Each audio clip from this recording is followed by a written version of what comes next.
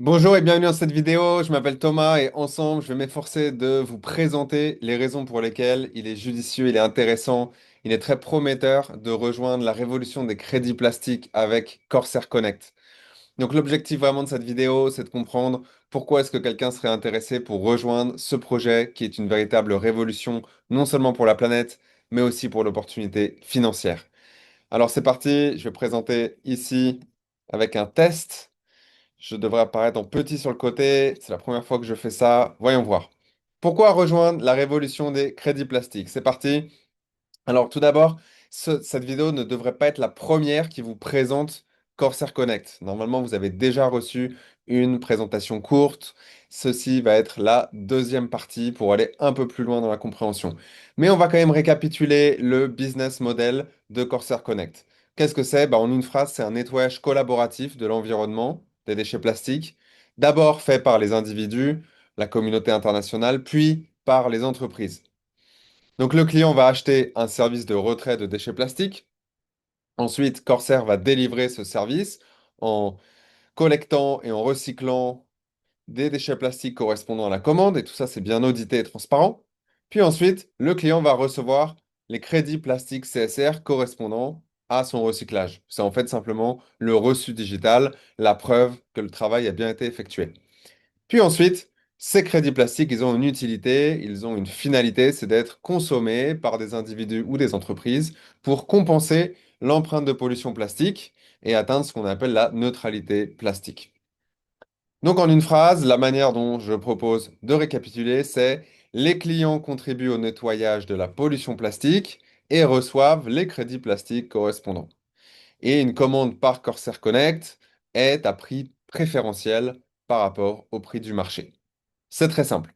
Alors bien sûr, on peut se demander pourquoi participer. Alors deux raisons principales. La première, ça va être, on peut avoir un impact environnemental majeur en rejoignant le programme Corsair Connect, en devenant client.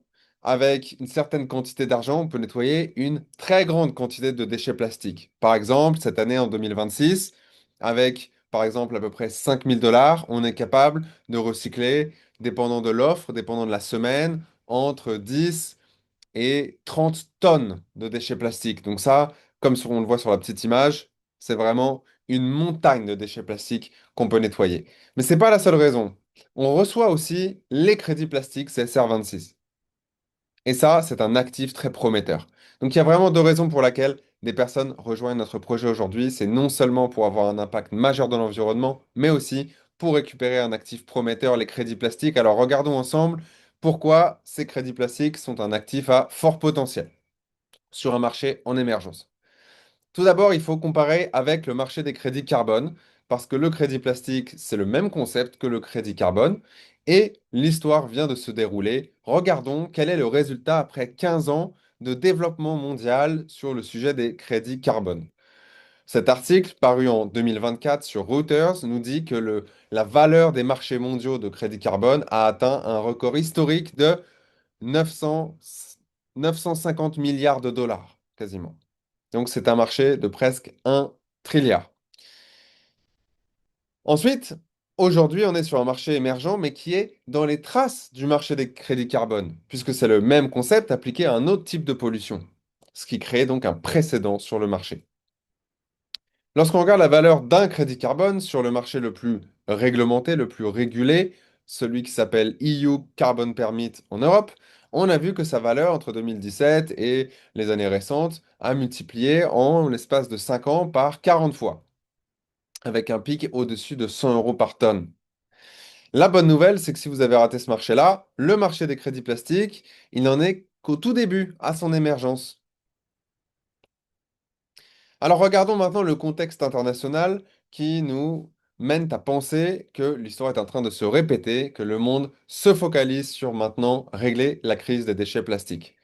Tout d'abord, on va avoir un traité international contre la pollution plastique, en négociation toujours en 2026, mais qui prouve quand même qu'il y a une volonté internationale de résoudre cette crise.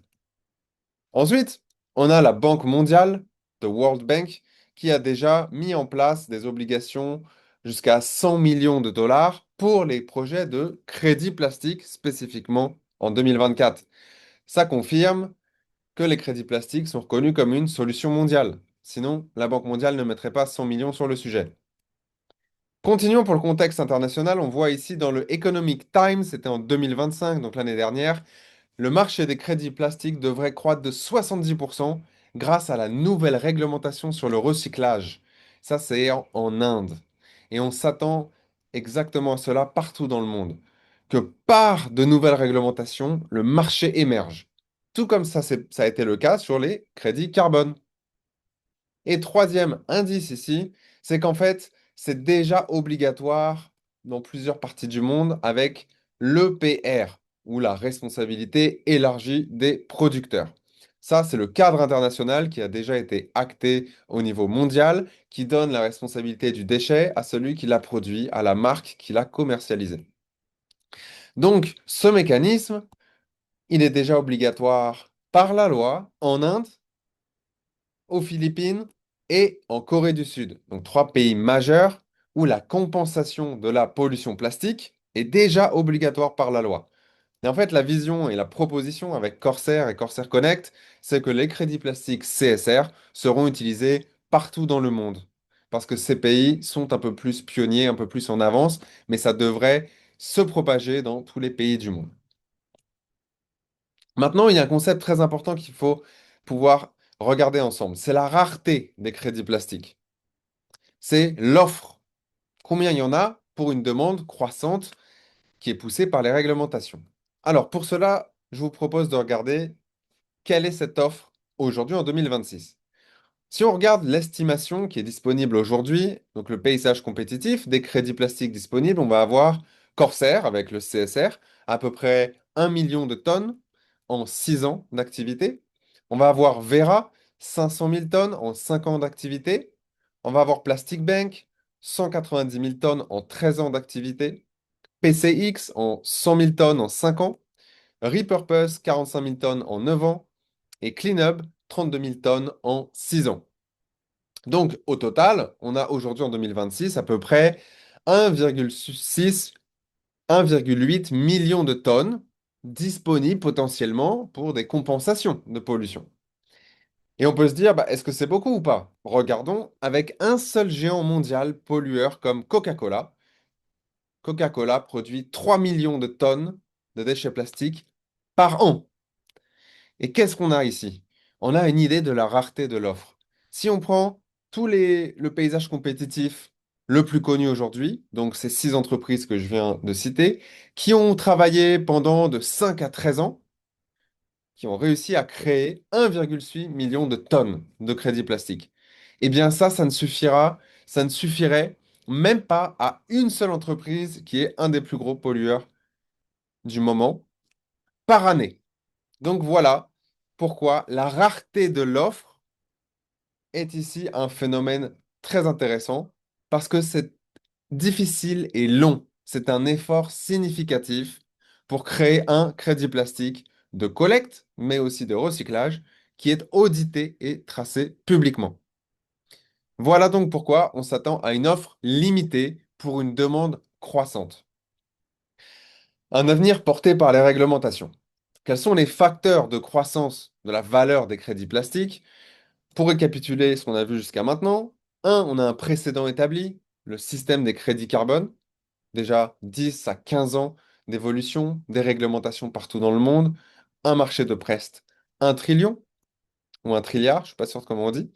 Deuxièmement, on a la convergence réglementaire internationale, avec la responsabilité élargie des producteurs, ça c'est déjà acté au niveau mondial. Troisièmement, on a une valeur qui est en croissance sur le long terme, par mécanisme simple d'offre et de demande. On a une demande qui est réglementaire à la hausse, comme on le voit sur 3 pays déjà. Et puis, on a de l'autre côté une rareté de l'offre des crédits plastiques, parce que c'est beaucoup de travail, ça met du temps de collecter et de recycler des déchets plastiques. Donc, quand on voit une demande en croissance avec une offre limitée, la valeur devrait augmenter significativement. Et c'est pas tout. Il y a aussi la cerise sur le gâteau, qui est le programme de rachat des crédits plastiques CSR de Corsair. Et ça, c'est très important, c'est une réduction du risque et un facteur de valeur. Alors tout d'abord, c'est quoi cette histoire de programme de rachat? c'est une garantie de demande, la demande sur le marché supplémentaire pour les crédits plastiques CSR. Donc, qu'est-ce que c'est exactement? Le fonctionnement est assez simple. Corsair va racheter ses propres crédits plastiques sur le marché, sur les marchés libres, à prix coûtant sur le marché. Comme on a aujourd'hui des entreprises comme Apple qui vont racheter leur part sur le marché. Pourquoi? Parce qu'elles croient en leur propre futur. C'est un facteur de confiance. Et comment ça, c'est financé? Corsair dédie 10% de l'argent de la vente de l'huile de pyrolyse, donc c'est-à-dire du revenu de toutes les usines dans le monde, plus 10% de Corsair Capital, le mécanisme de levée de fonds réglementé en Europe, et 10% des redevances d'entrée lorsque Corsair se fait payer par les gouvernements pour prendre les déchets plastiques. Alors qu'est-ce que c'est? Ça, c'est un mécanisme gagnant-gagnant, tant pour Corsair que pour nous, les détenteurs de crédits plastiques. Corsair gagne parce qu'ils misent sur leur propre futur. Ils croient en le futur des crédits plastiques CSR, donc ils vont le racheter au terme donc d'un investissement propre de l'entreprise. Ça va du coup être rajouté au bilan de l'entreprise, aux actifs de l'entreprise. Et puis c'est gagnant pour nous, la communauté internationale qui est détenteur de crédits plastiques, parce qu'en plus des raisons réglementaires et de l'achat des entreprises, on a maintenant aussi le groupe Corsair qui va aussi racheter les crédits plastiques. Donc, en gros, 10% des revenus de Corsair, on peut se demander quel va être l'impact, de quoi on parle en termes de fonds. Si on regarde une estimation qui est fondée sur la croissance actuelle de l'entreprise, qui a un plan ambitieux de croissance de par tous les continents du monde, eh bien, on peut regarder qu'en 2027, l'entreprise devrait avoir 30 machines en production qui recyclent à travers ces différentes usines. Ça représente à peu près une estimation de 4 millions de dollars dédiés au programme de rachat. 2028, 50 machines, 6 millions. 2029, 85 machines, 9 millions. Et puis 2030, 120 machines, 13 millions. Ce sont des estimations qui sont simplement mon opinion, qui ne sont pas une information officielle de l'entreprise. Maintenant, c'est moi qui ai fait cette estimation. Elle est du côté conservateur par rapport à ce que prévoit l'entreprise. Donc, ça nous fait à peu près 32 millions de dollars qui vont être dédiés au programme de rachat dans les prochaines années jusqu'à 2030. Et puis, on peut se demander, OK, mais ça va être quoi l'impact sur le cours du marché d'avoir cet argent disponible au rachat? Eh bien, l'impact du rachat sur le marché, on en a déjà une idée parce que en 2025, en août 2025, Corsair a effectué un gros rachat de 100 000 dollars en un coup, mi-août. Ça se voit sur les marchés publics. Vous pouvez le regarder vous-même directement sur les indicateurs de marché. Et ce qu'on a vu, c'est qu'avec seulement 100 000 dollars, le cours du marché a doublé. C'est-à-dire le prix des crédits plastiques a doublé avec seulement 100 000 dollars. Donc vous pouvez imaginer ce qui devrait se passer avec un tout petit marché très sensible comme celui-là lorsqu'on injectera 32 millions de dollars jusqu'à 2030. Donc ce programme de rachat, c'est non seulement une garantie de demande, mais aussi du coup une réduction du risque pour les clients qui sont intéressés par la valeur future du crédit plastique, mais aussi une augmentation de la valeur de cet actif. Et tout cela, c'est indépendamment des réglementations qu'on a vues tout à l'heure. Donc ça, c'est énorme et c'est pour ça qu'on a tant de personnes qui sont très intéressées aujourd'hui partout dans le monde pour rejoindre Corsair Connect. C'est vraiment le bon moment. Alors, en résumé, un avenir prometteur pour le CSR 2026. Pourquoi? Un impact direct sur l'environnement avec une quantité absolument incroyable de déchets plastiques qu'on peut recycler chacun, tout un chacun autour du monde. Deux, c'est accessible à tout le monde. Ce marché est accessible à n'importe qui autour du monde. Pas seulement aux investisseurs, pas seulement aux grands groupes financiers ou industriels, à monsieur et madame tout le monde. Troisièmement, c'est un accès privilégié à un marché émergent. On se place au début avant que tout ça ne commence. Toute cette histoire que j'ai présentée aujourd'hui, elle ne fait que commencer. Numéro 4, on a un précédent déjà établi avec les crédits carbone. Donc, ça nous rassure que cette histoire s'est déjà déroulée partout dans le monde avec les réglementations et les entreprises. Et ça a marché, ça a créé un marché d'1 trillion de dollars.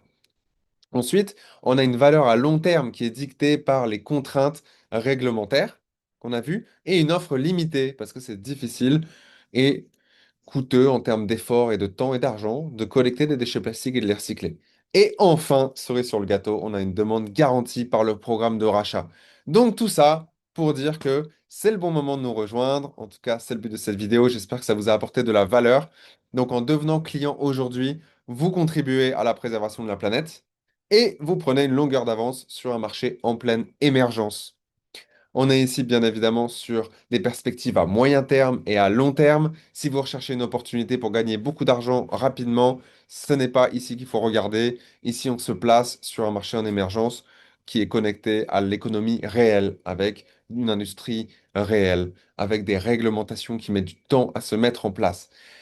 Mais voilà donc vos prochaines étapes. Réservez un appel avec votre référent Corsair Connect, la personne qui vous a partagé cette vidéo. Choisissez votre impact et passez à l'action.